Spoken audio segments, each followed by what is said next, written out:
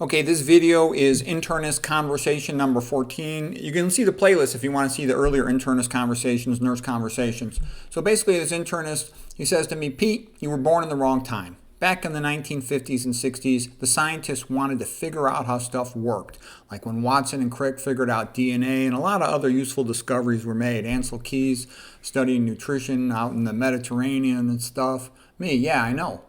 Internist, he says. In the 1970s, 80s, and 90s, guys like Dr. McDougall, they were allowed to summarize the known literature. Me, yeah, they got hassled, and they were blocked in some things, but they were still allowed to write, and they were allowed to work clinically and to write their books. Internists, yeah, now it's different. Original thinker contrarians like you are hated. You're not just disliked, you're hated.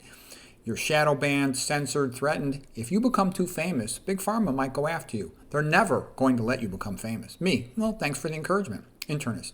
It's funny, but the best thing the city of Chicago could do to help patients would be to have you, a radiologist of all things, to teach all the doctors and nurses about nutrition, epidemiology, and toxicology.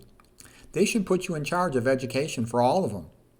But then, too many patients would start getting better, and and a lot of them would come off their drugs and start canceling their surgeries. The hospitals would lose money.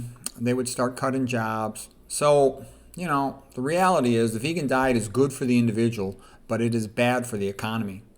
So, sorry, Pete, we're going to have to keep ostracizing you, trolling your videos, and making sure your message never resonates with the masses. Me, don't forget, there's lots of other reasons to hate me. I'm a Christian, I'm heterosexual, I'm Irish and Puerto Rican, I believe in free speech, the right to privacy, and property ownership, and other heresies like the fact that Western civilization is superior to other cultures in painting, sculpture, literature, architecture, music, ethics, and science.